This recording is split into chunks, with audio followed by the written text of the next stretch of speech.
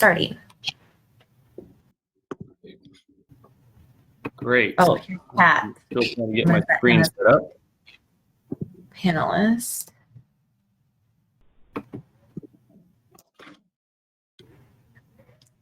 Hi, Pat.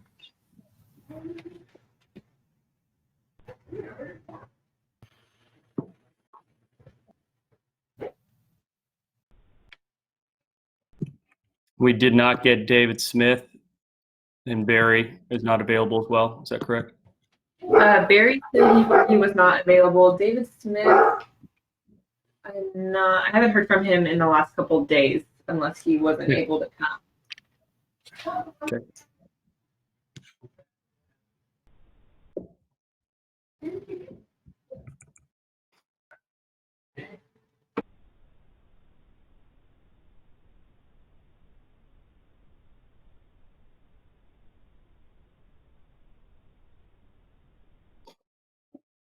Mike, Yes, sir.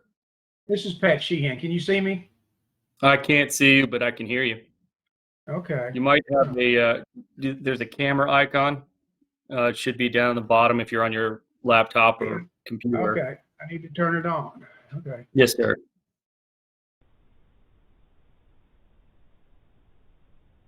And then my guess is it'll prompt you to ask whether or not you want to share your camera.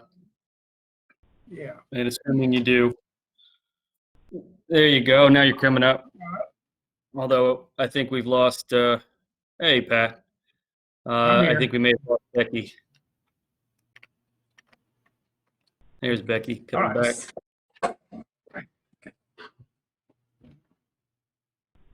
It's a new learning experience. Yeah. All right. That's not a bad thing, right?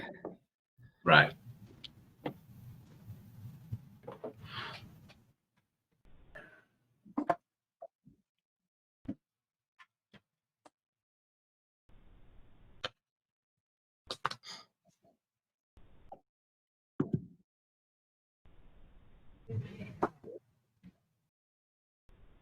So are we still waiting on David to get started? No, I think we could start. We can get started. I did not hear back from him if he could attend or not, so we could probably go ahead and get started. Let's go ahead and kick this off, especially if there's people waiting. We are ready. All right. Welcome, directors. I appreciate everyone's time this morning.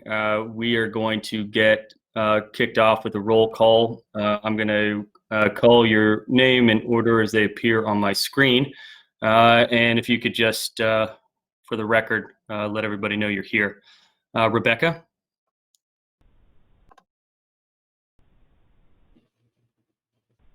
Well, sorry, you might be muted, Rebecca. Nope. I can see you, but I can't hear you.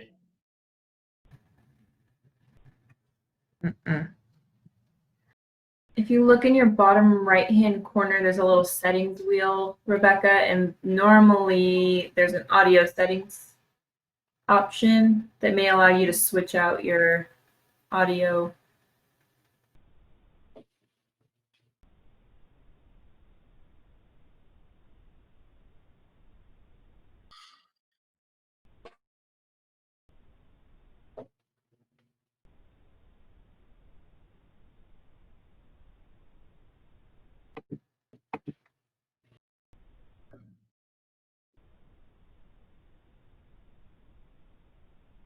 Okay, Rebecca, can you hear us?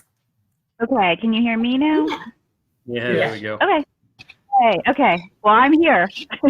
Great. Okay, so Rebecca's here. Welcome. Pat? Pat Sheehan here. Becky?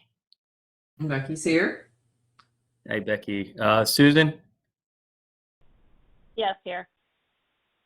Great. And Mike Dyson is here. We're joined with Amber Lewis and Ashley Wayman. Do we have anybody else on phone? No other board members. No other directors are here on the phone. Great. So just trying to keep track of whose photo I can't see. Okay. We'll Oh, move on I'm to the- sorry. I should mention that Megan Stancy is here representing Great. Thank you. you all. Good to have you, Megan. Thank you. We have consent agenda. These are the minutes from February and April's meeting. Does anybody want to pull anything from the consent agenda? If not, can we go ahead and have a motion? I'll make a Susan motion. Miller will motion. Okay, we have a motion from Pat. Do we have a second? I'll second. Great. We'll gotta do a roll call vote. Pat Sheehan, Or, Becky Kittleman, Here. Rebecca Yes. Tongsanu. Here. Oh, sorry, this is aye or nay, or for or against, I suppose, accepting the minutes for the Oh. consent agenda. Aye. Aye. Susan, Aye. and I will vote aye as well. Consent agenda passes. Thank you, council, or sorry, directors. Falling into old traps there. We're going to open up the public hearing at 10:11.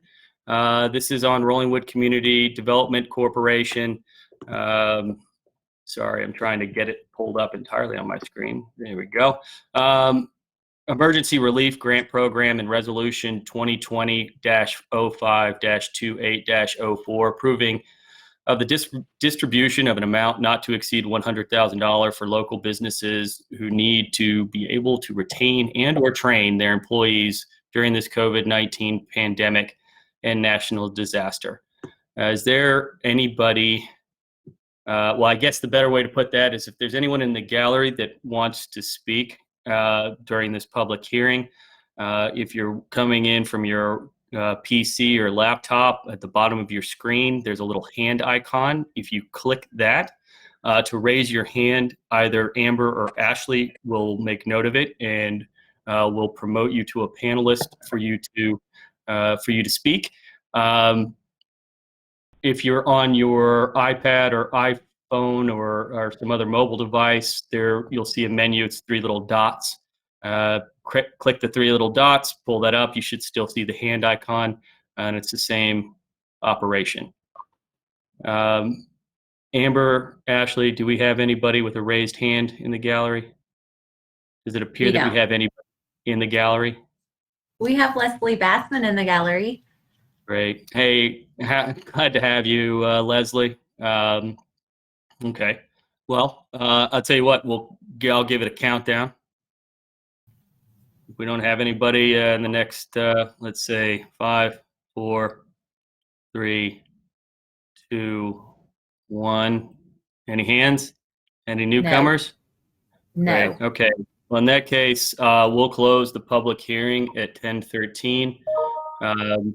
If anybody comes in late, Ashley or Amber, would you mind just letting us know that somebody's joined us, and that way we can invite them to comment should they need.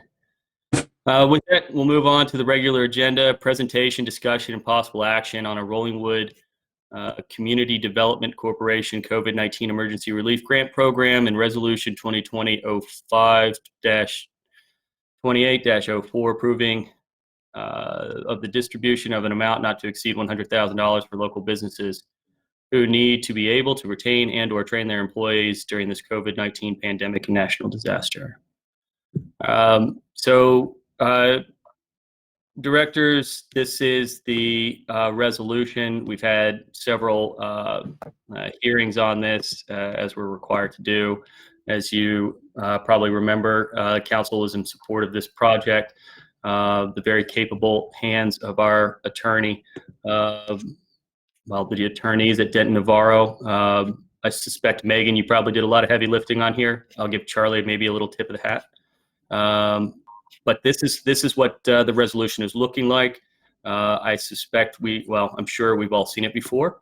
With that, I would suggest that we consider taking action on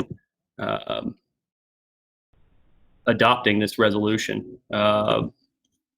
Does directors have any thoughts or questions on this? Do they, I guess? This is to simply release the program. It's not on like a case-by-case basis, correct? That's correct. Okay. Then I motion to adopt it. And Second. I will. Great. We got a second, or we got a motion from Susan and a second from Pat. Do we have any other discussion? Okay. I'll go ahead and call for a vote then. Just going to go around in the circle that I have. Pat Sheehan, 4, Becky Kittleman, Aye. Rebecca Tonsunoon. I'm going to get good at your last 4. name eventually. 4. 4. Susan Miller, 4. and Mike Dyson is 4 as well. All right, so the resolution passes at the RCDC. Thank you. It was brought to my attention that I skipped right over public comments. I'll tell you what we'll do. Assuming we don't have anybody sitting in the gallery for public comments still. Just Leslie. Just let's. Well, not just There's no- Leslie. There's no. Leslie, we love you.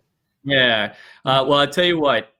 If it's okay with the rest of the directors, I'm going to go ahead and sit on public comments. And Amber and Ashley, if you could help me remember to call it up near the end. That way, if anybody joins us late, we haven't missed the opportunity to hear them out. Okay, so we'll call up item 5, discussion and possible action on applications received for the COVID-19 Emergency Relief Grant Program. We received 4 complete applications, an application from Abercrombie Gems and Precious Metals, an application from Collectic Home, an application from Finish Line Car Wash, and an application from Perryberry. I believe there were some partial applications that were also sent in, but weren't entirely fulfilled as required by our guidelines. We'll circle back, I guess, to that in conversation if that's okay with everybody. But in the meantime, these 4 applications came in. They went through a review process with a review board that also included Councilmember Massengill for some oversight from City Council, which we certainly appreciated. These 4, as I mentioned, were the only 4 that came in, and they were all recommended for approval to some degree. In your packet, you will see a matrix titled Summary of Applications Received. That summary includes, I guess, kind of what we figured was the most vital of information, notably sales tax paid in the most previous month, February of 2020, the 2019 ad valorem tax payment, gross wages paid in the 4th quarter of 2019, and whether or not they applied or received or received other assistance. As your matrix will show you, all 4 did apply for other assistance being through some other government or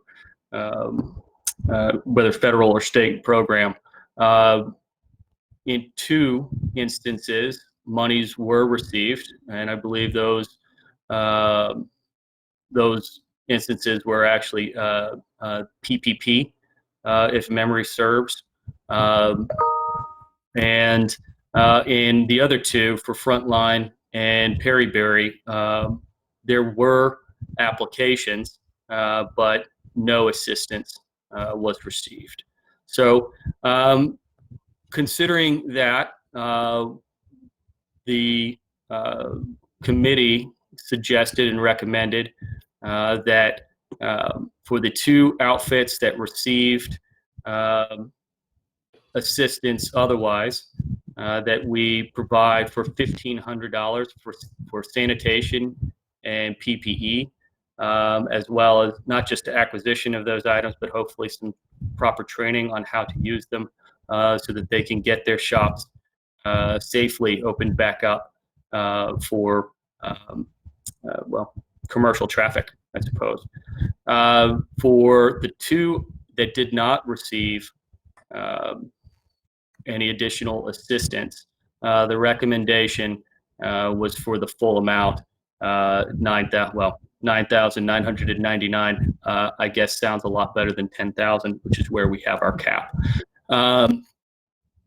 We have in truth, there are a number of shops up and down our commercial district that are hurting with past due rent, bills, and utility and insurance.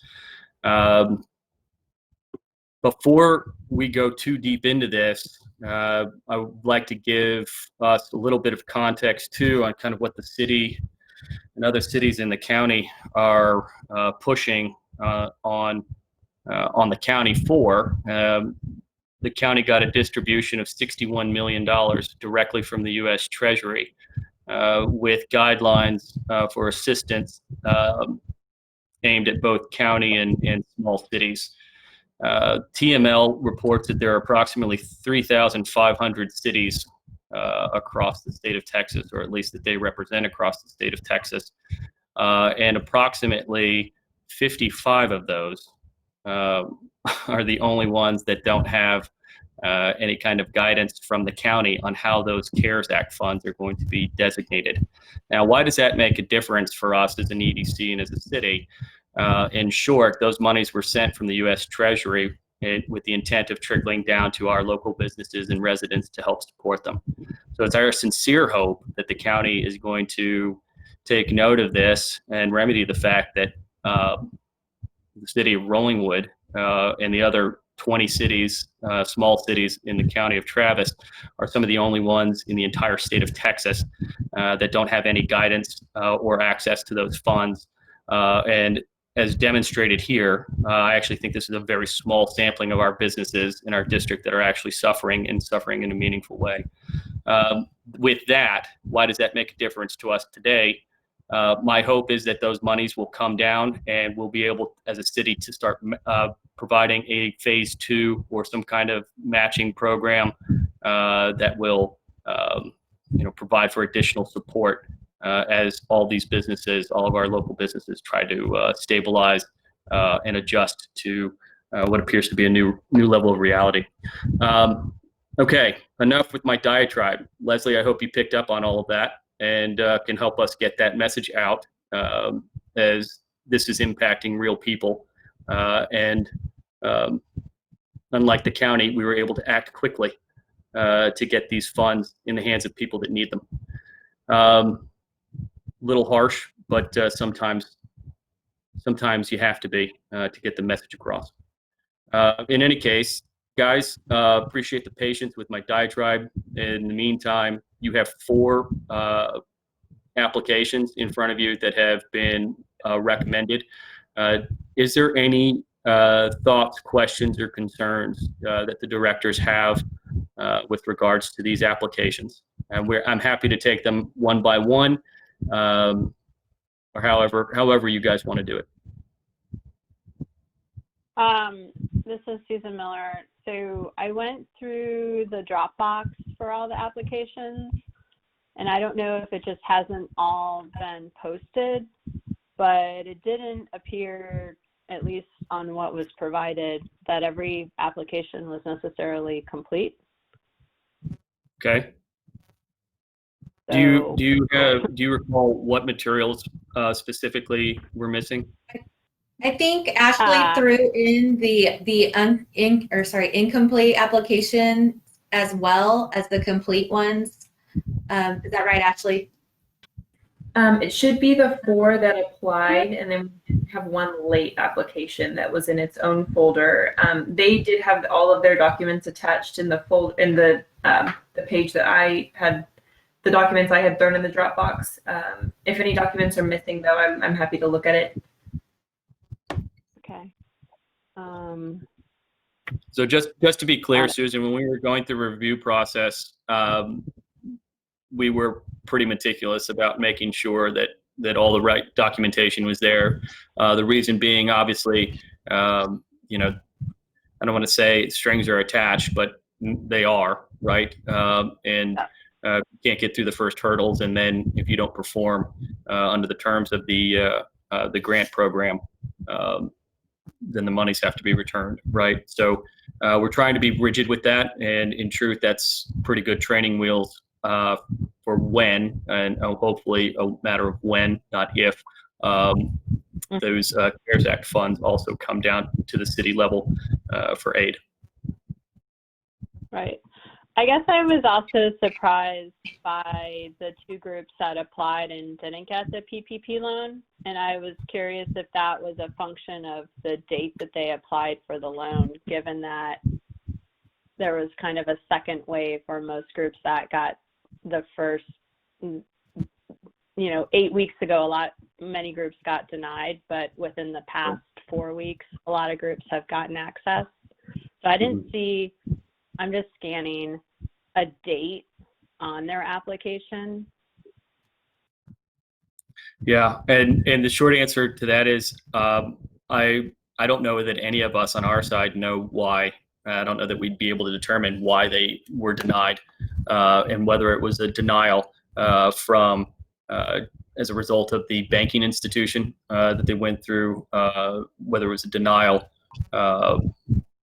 because they, did not provide the necessary paperwork, or because the funds were depleted by the time the application got through. I mean, in truth, I'd have to speculate, and I wouldn't necessarily feel comfortable doing that. Okay.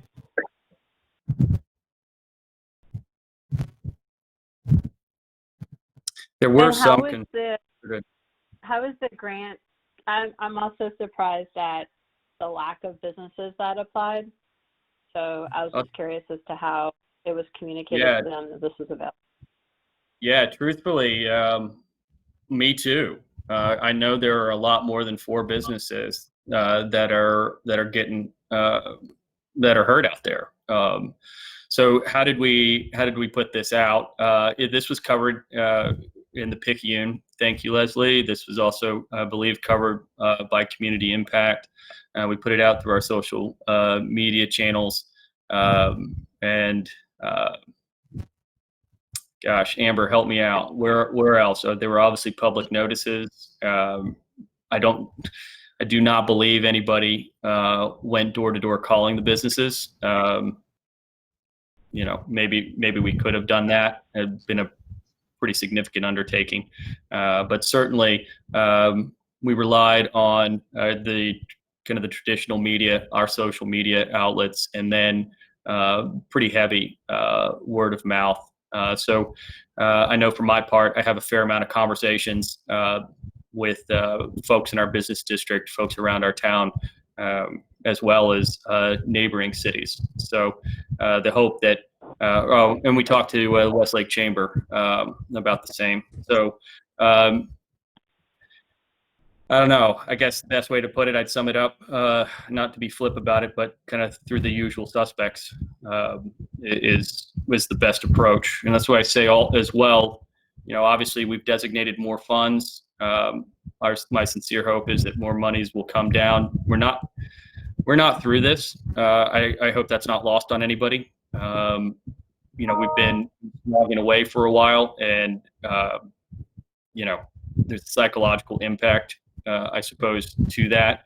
And I know as much as folks would love to return to a level of normalcy, the economic impact, certainly on our small businesses, which is the majority of our businesses in our town, are going to be feeling this for quite some time. So I'll tell you, Susan, I'm not as worried that folks won't hear about this over time. And what I really hope that the RCDC will do is not necessarily squash this program and throw the rest of the monies back in the kitty, but be willing to continue hearing from these businesses and maybe even go so far as to advertise a second phase. I guess another reason might be for the limited applications was we only allowed certain businesses in certain industries to apply, right? So we have a lot of office space. We have a lot of professionals in the legal field, in the healthcare field, and those groups for round one or phase one, as I hope it'll be, were not qualified to apply. So this was specifically aimed towards supporting our the retail groups, at least out of the gate, our retail groups that also provided for a level of sales tax. Okay.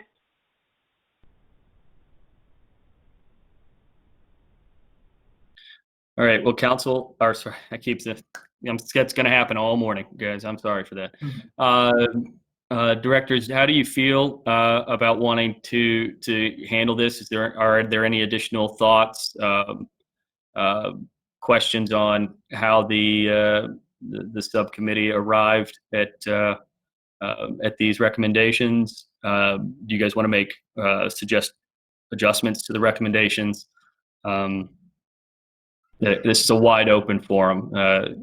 It's a safe space, guys. No reason to not express an opinion. Is there any formula related to the amount determined? So I wish to say there was. It's not as robust an algorithm as maybe it could be. What we largely did was take a look at how much assistance, if any, had been provided, and then made a determination on how much of an impact, a supplemental impact that we could have, and kind of we as an EDC and as a larger community, I guess, and then really what we could hope to achieve through it, right? So the idea from Frontline and Perryberry, Frontline is obviously would typically be a pretty good generator for revenues for the city. They're staring down the barrel of some pretty significant layoffs, and they did not receive any additional funds to help support that. So we thought the idea there, providing these money to help pay for employee wages, which was one of the specific asks, made a heck of a lot of sense to keep people employed and keep that business up and running, especially as we move into a part of the year where their services are typically more sought after. With Perryberry, I think for both, my comfort level would be prior to receiving funds, we would need an updated certification that they didn't receive any other assistance in form of a PPP. And then my other question is relative, and I know that there have been challenges with small businesses and larger banks. Mm-hmm. I'm not sure if Horizon or Plains Capital sit on Rollingwood land, but to the extent we have banks on our land, I know that those smaller regional ones have been more willing to work with small businesses, that I would, reach out to those banks and ask or make the connection, because I'm totally shocked they haven't received assistance. Yeah, and Susan, I'm with you. And at least in one instance, I did have a conversation with the proprietor and suggested, trying to put a relationship together with a smaller regional bank, whether it's located inside the city of Rollingwood or not.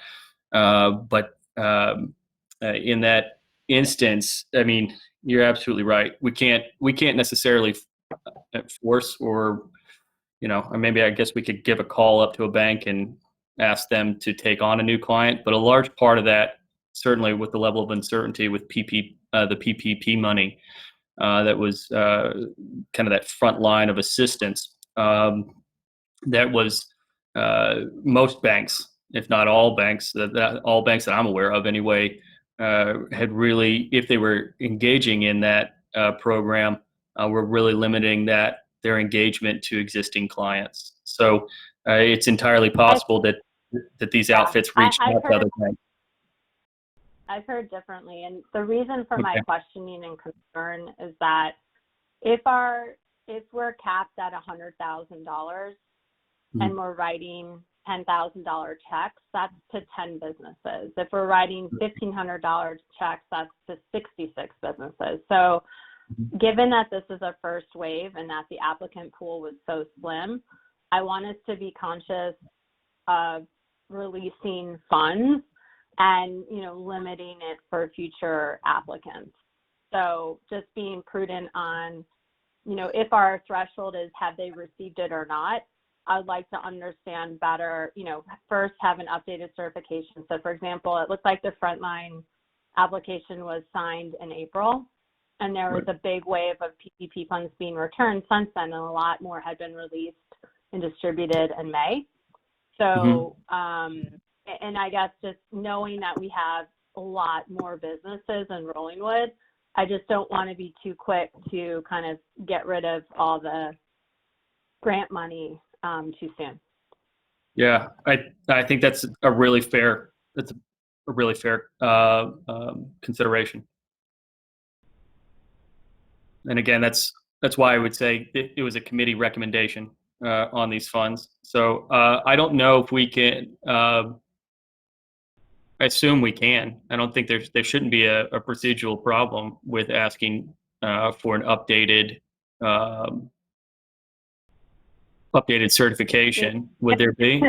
It's no different than the SBA asking you to update your certification after you actually receive the funds. So I think it's it's a crazy. I don't disagree with that. The only I guess question that I would immediately have, and maybe Megan could answer this for us, is if we have some language in there that says, have you received this as of the date of the application submission, then we may be somehow capped there. Megan, do you have any immediate thoughts on whether or not there's any issue with us doing that? I mean, from my personal perspective, I think it makes a lot of sense. I think it's a really fair question to ask them. Certainly. I think if that's a condition of receiving the funding and the funding is coming at some point down the road, just following up to ensure that all of that documentation is still accurate and correct, or requesting that it be updated. I can't imagine that we had language not allowing us to do that, but I can certainly double check specifically on what your program's requirements were. Great. Yeah, I think that would be let's check and make sure, and then assuming there's no opposition to that from the other directors, I'd ask that Amber or Ashley, probably Ashley, to reach out to the applicants, and what we can do, ask for that updated certification and the updated paperwork, and then what we can do as a body today, if we're inclined to, is conditionally approve these applications and in certain amounts. Is that, Megan, is there an issue with us conditionally approving one amount under an A scenario and a separate amount under a B scenario?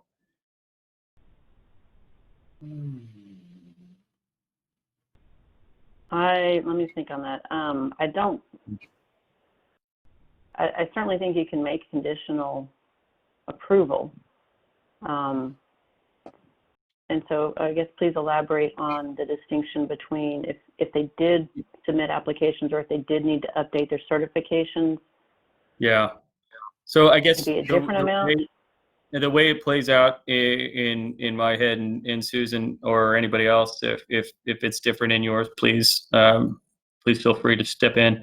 But the distinction that we made were for the outfits that received other assistance. Our recommendation, the committee recommendation, was for $1,500 for sanitation and PPE supplies, and then for those that didn't receive it, we were recommending basically a max amount. If we received the certification or an updated certification, and the two, Frontline and Perryberry that hadn't received assistance have subsequently received assistance, then I think what we're suggesting is that would put us back into the other category, right? This category with Abercrombie and Collectic, and we would feel more comfortable, or certain Susan's suggesting that we would feel more comfortable at $1,500 rather than the $9,999. So I guess the rationale for me asking it this way is time is of the essence for most of these folks, right? And I would just as soon, kind of get the show on the road for them if we can, whether it be, the $1,500 worth of assistance is recommended, $9,999, or some other amount that we agreed to today.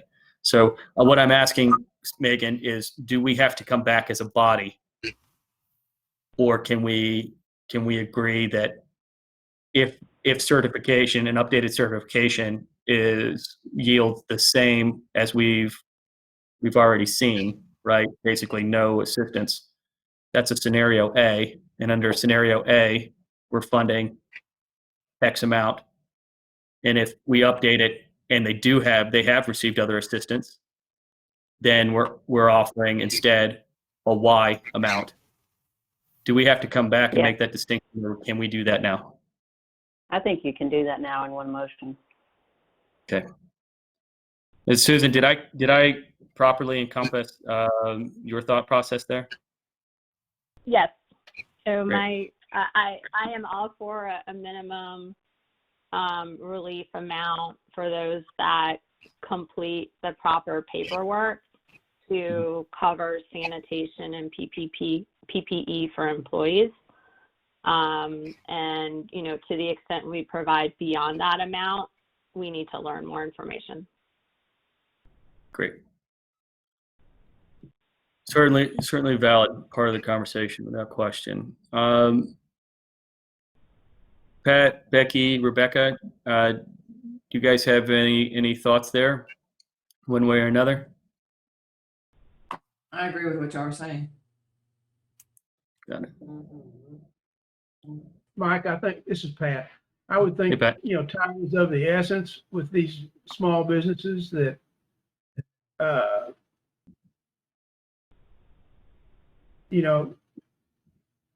getting the funds in their hands so they can pay their rent or pay their employees is important. So, I guess I'm in favor of the proposal as written, and just have them sign, when they get the money, have them sign a certification that they haven't received any additional federal funds or PPP money. Okay. As part of receiving the check. Rebecca, what do you think? Just taking it all in?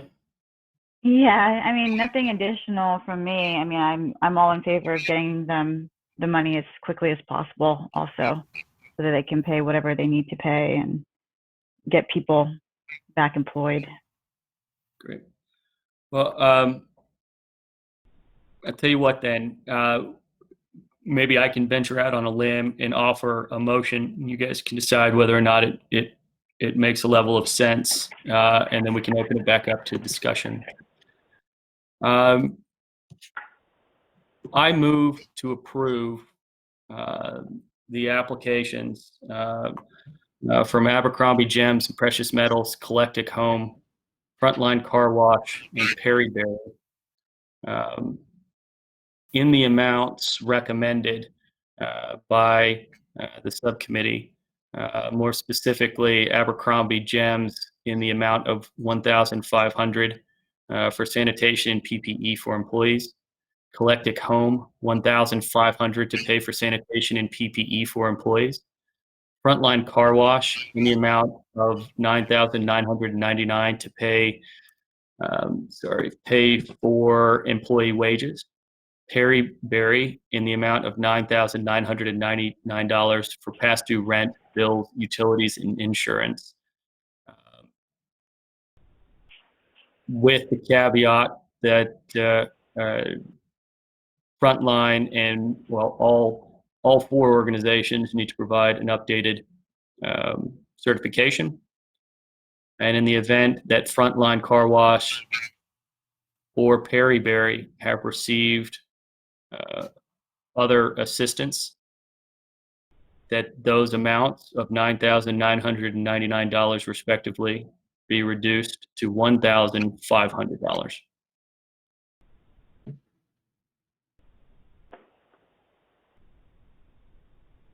This is Susan. I support that. So can I call that a second, Susan?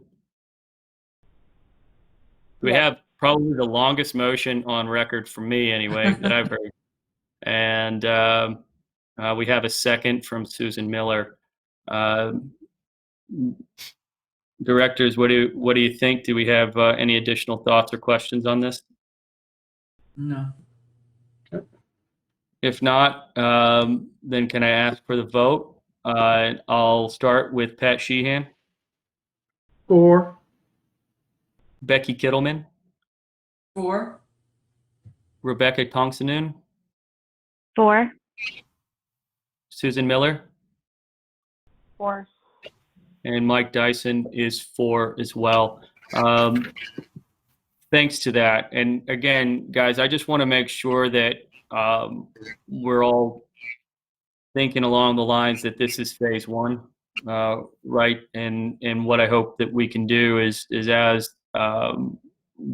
this ever evolving challenge, I guess, moves along, that we're willing to continue to have these conversations and continue to make sure that we're supporting our businesses in the best way possible. With this, we still have 2/3, assuming that assuming that it's under that scenario A, we'll still have 2/3 of the designated funds available. I don't know if we can, at this point, it's not on the agenda, so I don't guess that we can take any action to discuss a phase 2 potential now. But I would like and encourage RCDC to keep that in their minds and be thoughtful on how we might implement a second round in the future.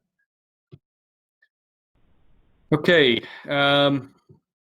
item 6, discussion and possible action on RCDC resolution number 2020-05-28-06 to amend the 2019-2020 budget to include funding for the COVID-19 emergency the emergency relief grant program. Guys, what you have is a budget amendment. It's as standard a budget amendment as you're ever going to see, if such things are standard. What this does is allow for proper accounting on our side to supplement or to support rather our previously agreed program.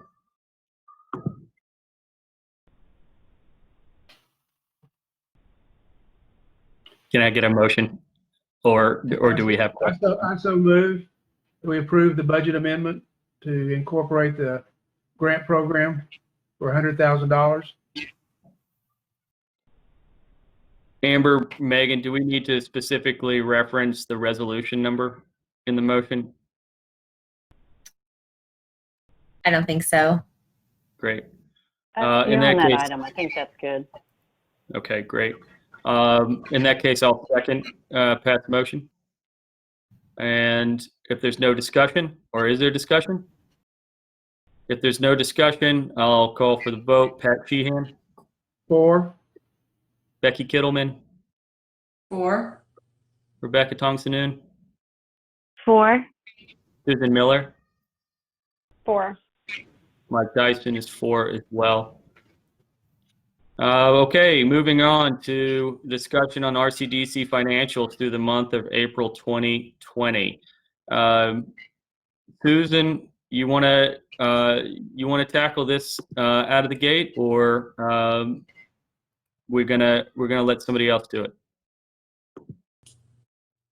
I Oh, you're- don't have Yeah, go in front ahead. of me, but Okay, I mean, gotcha. I know the documents are posted. I don't think there's anything meaningful. I think if we're only through April 30th, I'm not sure what our April 2020 looks like versus April 2019 to take into the account of sales tax hit on COVID.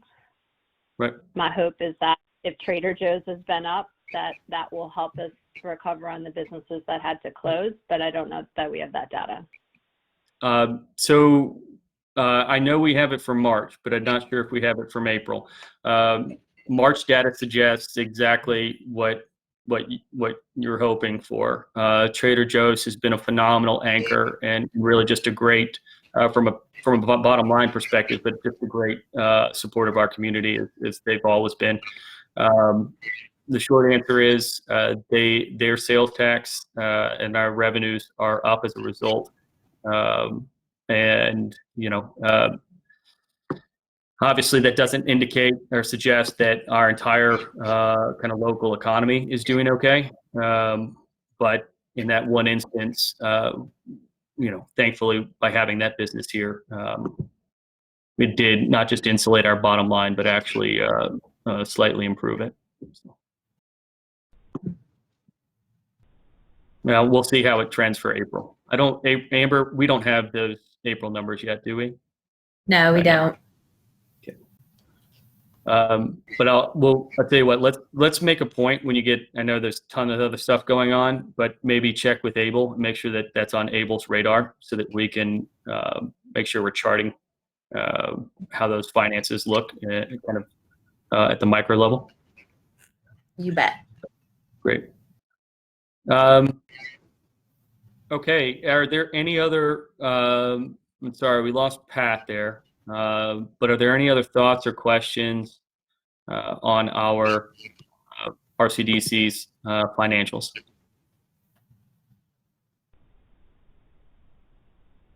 If there aren't, I'd encourage everybody, if you haven't had an opportunity yet, just to take a look, specifically take a peek at our balance sheet and our park department, just to make sure that we're all familiar.